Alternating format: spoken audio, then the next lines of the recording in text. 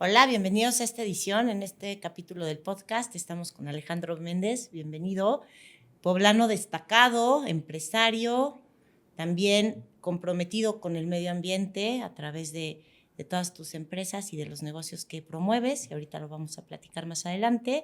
Y bueno, sin más preámbulo, a mí me gusta que ustedes se presenten y que nos digan pues a qué se dedican, qué hacen, qué les gusta, y de ahí partimos. No, muchas gracias por tenerme. Una sorpresa la invitación. No soy tan importante.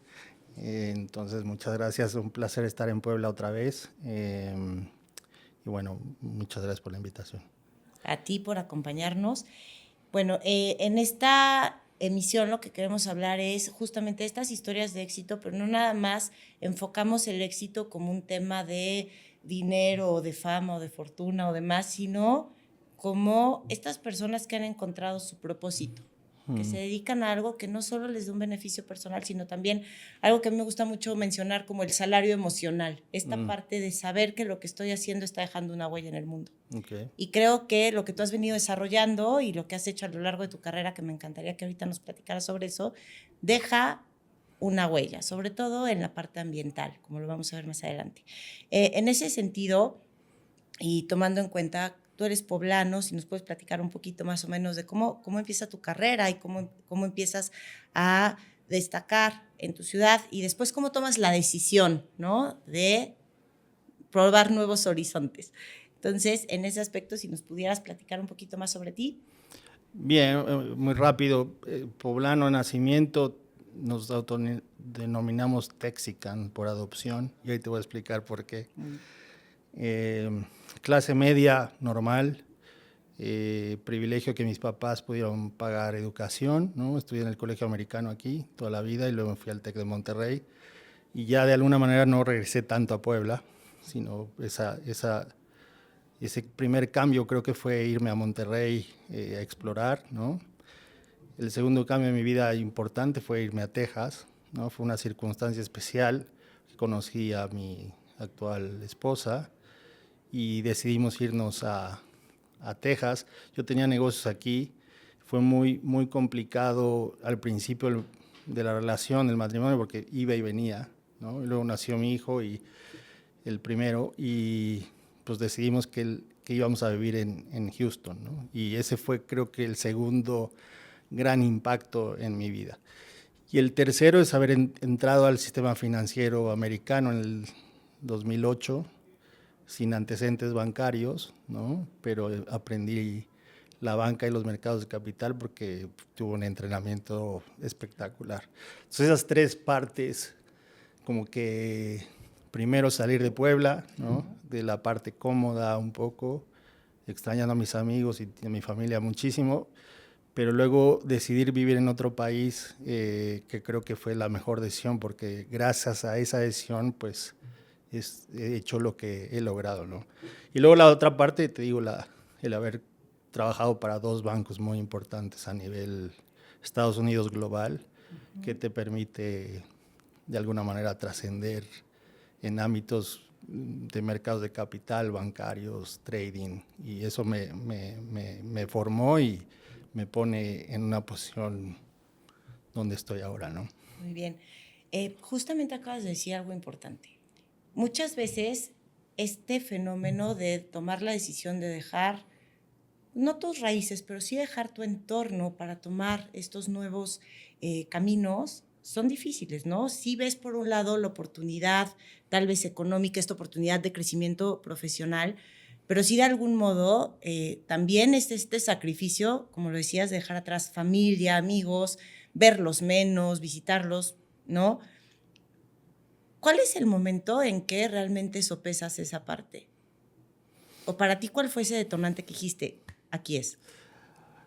Pues fíjate, esos tres momentos, pero cuando decido salirme del banco y emprender mi empresa en Estados Unidos, ese yo creo que fue el detonante de decir, bueno, aquí o aprovechamos las oportunidades o nos regresamos, pero ese no era opción. ¿Me Claro. explico? Entonces yo creo que ahí en el 2012 dejé el banco y compré junto con otros socios una empresa de electricidad en Estados Unidos y éramos un microbito. en el mercado, ¿no? Éramos un ratoncito contra toda la competencia, pero ahí aprendí un poco era cash flow intensive, porque comprábamos, no generábamos electricidad, comprábamos y vendíamos. Gracias a Dios tuvimos una gran oportunidad de darnos un credit facility importante, y ese sí fue un poco la muestra de lo que pasa en otros países si haces bien las cosas, ¿no? Esa gran oportunidad de tener acceso a crédito, porque es un negocio de mucho cash y de muchas garantías y de mucha regulación. Y yo me siento cómodo en negocios donde son altamente regulados. En el banco tenía licencias para operar, es decir, como son los abogados, los médicos en Estados Unidos, nosotros en la banca teníamos una alta regulación, sí, claro, para operar. Y el tema eléctrico, aunque es privado, donde las empresas privadas pueden participar en el mercado, tanto en generación, distribución y venta, ¿no?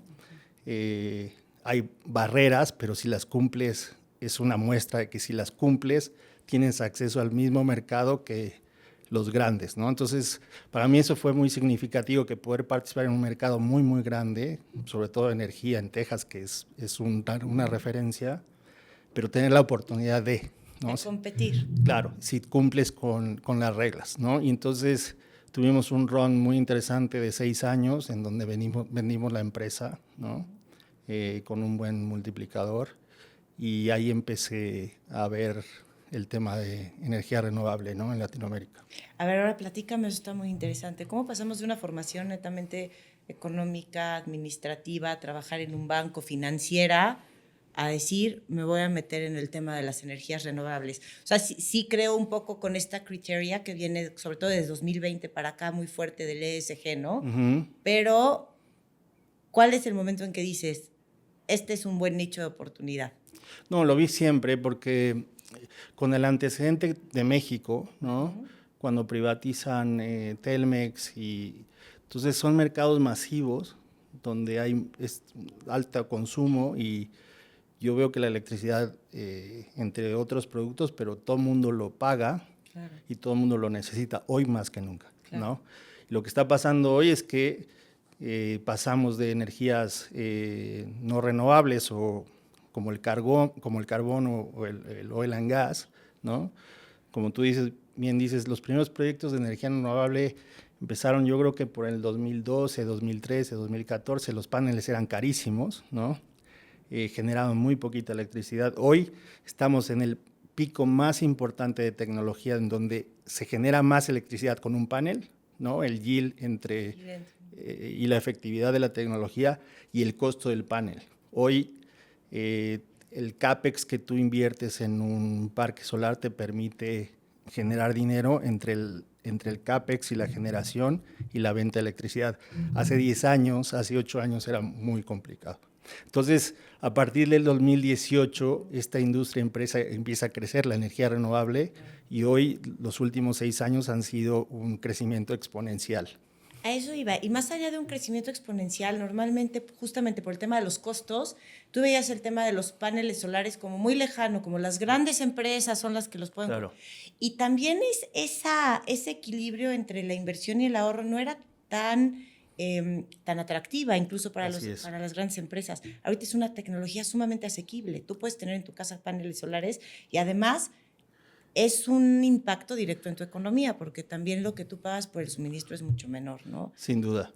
Yo creo que era una combinación, como tú bien lo mencionas, entre yo quiero ser renovable o sustentable y un tema de costos, y no todo el mundo lo podía hacer. Yo creo que viene un tema muy democrático en donde va a haber más microgrids, va a haber más generación distribuida, es decir, de menor escala, ya no los grandes parques solares. Obviamente a nivel país sí, claro, pero a nivel empresa y a nivel hogar vamos a ver un crecimiento impresionante. Ahora, concatenando un poquito estos dos temas por los que nos ha llevado la plática, también, ¿cómo consideras tú, con tu expertise en el campo financiero y también tu expertise en esta parte de la energía renovable, cómo ha favorecido el tema de los créditos, cómo ha favorecido el tema del financiamiento a que también prolifere todo este mercado, toda esta rama, desde que le permita a los investigadores o a los desarrolladores de tecnología ir haciendo más asequibles estos productos hasta que las empresas, los hogares lo puedan adquirir.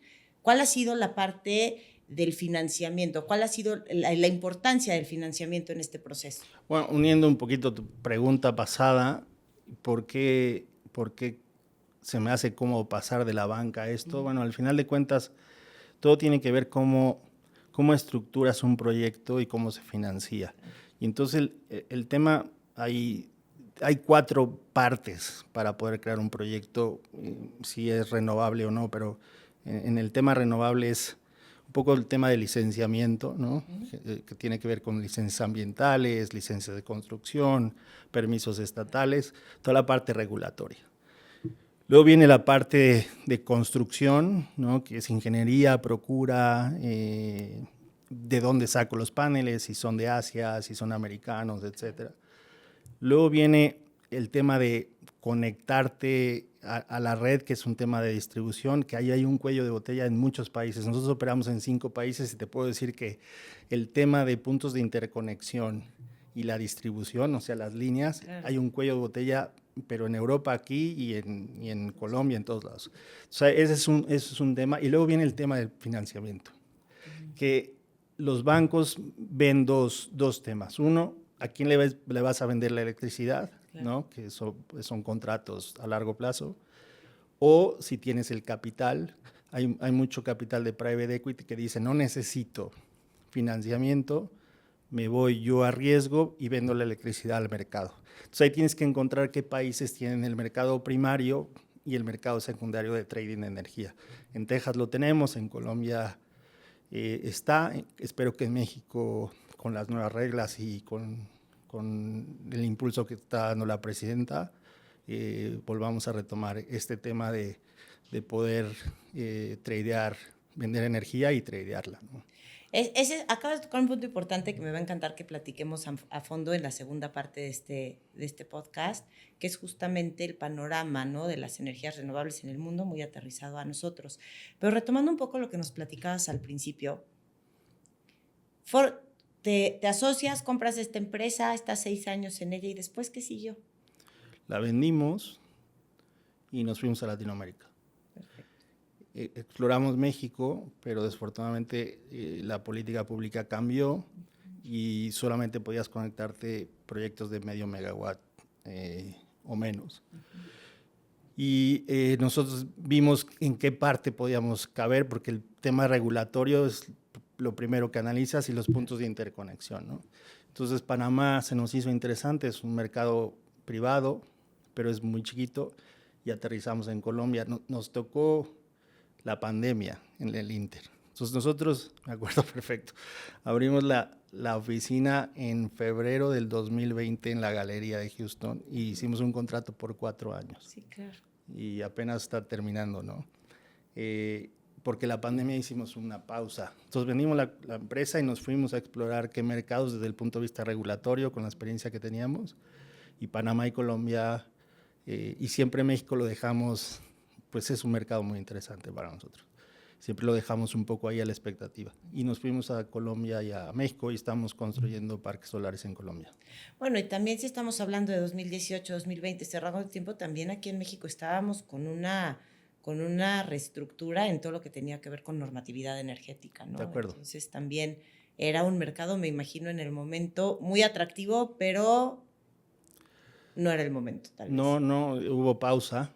Empresas muchísimo más grandes que nosotros, Iberdrola, Enel, esos son referentes en el mercado. También, pues bajo la regulación, todos somos iguales. Entonces, sí hubo una pausa ahí importante en el mercado. Muy bien. Pues bueno, sí es muy interesante ver, ¿no?, cómo este cambio, que a veces yo en los diferentes programas que hemos tenido tocamos temas de incidencia en sociedad, ¿no?, temas que tienen que ver con cómo podemos dejar un mundo mejor. Particularmente el tema del ambiente es algo que siempre brinca en cualquier tema y una vez más aquí lo vemos. Desde el punto de vista financiero, ¿cómo ha evolucionado el apoyo a la industria verde, ¿no? O sea, o a la industria de la energía renovable. Es muy buena pregunta porque veníamos con con muy buen ritmo, ¿no? El Acuerdo de París, de repente uso términos en inglés, pero el commitment de los diferentes países, el compromiso incluso político y de ley, ¿no? A nivel mundial. Hoy, en particular, si me hubieras preguntado esto antes de febrero, sí, seguiríamos con la misma... Cambian los paradigmas. No, pero a partir de febrero creo que le pusieron un freno al Acuerdo de París. Veo que va a ser otra vez nicho, no como un tema general. Sí veo que va a regresar oil and gas, ¿no? Claro. Es un tema, el tema del clima está cambiando y es algo disruptivo. El clima para nosotros tiene que ver con tema de análisis de riesgo. Claro. Entonces, sí es muy importante, pero van a desafortunadamente para muchos que creemos en este tema, sí va a haber un cambio, un freno o un cambio de mensaje. Claro. Creo que va a ser más nicho que política pública. Ahorita que dijiste el cambio de mensaje, justamente es esto, no es un cambio de paradigma. Venimos con una dinámica, viene otra vez el tema del oil and gas, que al final tiene también una coyuntura política. Uh-huh. Y sí queda esta pregunta, ¿no? ¿Cómo afecta, cómo lo que antes no afectaba o no se tomaba en cuenta, ahora se vuelve determinante para que tú tomes una decisión en el mundo de los negocios, ¿no? Y tiene que ver con temas ambientales. ¿Qué es lo primero que te pide una empresa cuando va a buscar inversión en un país? Hay agua, o sea, dentro de todo, ¿no? Claro. Hay para generar trabajo, la parte económica, pero ya una de las condicionantes es si tienes los recursos naturales necesarios para poder establecer eso. Y uno de los temas también es el tema de la energía verde, ¿no? Claro. En tu expertise desde tu ramo, ¿cómo ha impactado eso? No me gustaría decirte cuál es el porcentaje en la toma de decisión o el peso que eso tiene, pero sí cuáles son como estos aspectos que ahora estas grandes empresas toman en cuenta, que tal vez antes no era una parte coyuntural de la decisión. Uh-huh. Y que tienen que ver justamente con este cuidado al medio ambiente o lo que decías, ¿no? Cómo se vuelve el medio ambiente o las características de cierto ecosistema o de cierta situación ambiental, cómo se vuelve un factor de riesgo, cómo se mide. A ver, creo que es muy buena pregunta. Espero ponerlos en perspectiva a todos. Creo que es una pausa, uh-huh. no es un cambio drástico de política. Lo que pasa es que la energía que hoy se produce en el mundo no es suficiente. ¿Okay? Sí, claro. Hay un tema de digitalización, ¿no? ¿Tú tienes hijos? Sí. ¿Sí? Bueno, hoy los jóvenes, más jóvenes que nosotros, todo es tema digital, tema de inteligencia artificial, y entonces eso necesita muchísima energía. El insumo principal para la inteligencia artificial sí son las máquinas, los centros de datos, pero es electricidad. Entonces a mí me parece que se dieron cuenta a nivel país y a nivel política y a nivel realidad, es que se necesita utilizar oil and gas y toda la matriz de energía posible, porque sí íbamos para los vehículos eléctricos, sí íbamos para ahí, sí íbamos a ir para el hidrógeno, sí íbamos a ir por ahí, o sea, sí íbamos para cumplir las metas de todo el mundo, pero no alcanza, la población sigue creciendo, el uso de la electricidad sigue creciendo, entonces es un tema coyuntural. En temas de energía nosotros nos vemos muy cómodos, claro. Porque no importa si produces con gas o con, no voy a decir carbón porque eso ya es un poquito, sí, claro. Pero petróleo, gas, incluso térmica, nuclear, se necesita, incluyendo la renovable, se necesita toda la energía que se pueda producir. Es más, hay un déficit a nivel global de energía. Entonces, yo no lo veo mal. El problema es que tendremos que ver cómo nos ajustamos a las políticas de cada país. Bueno, pues lo vamos a dejar con algo bueno, me quedo con esta parte. Entonces, realmente podemos ver el uso de energía no es una resistencia que quieran seguir usando energía, sino contextualmente se vuelve necesario allegarnos de todo lo que nos pueda generar. Correcto. Perfecto. Y ahorita te voy a platicar un par de casos interesantes. Perfecto, pues nos quedamos hasta aquí en este bloque y seguimos platicando. Muy bien, muchas gracias.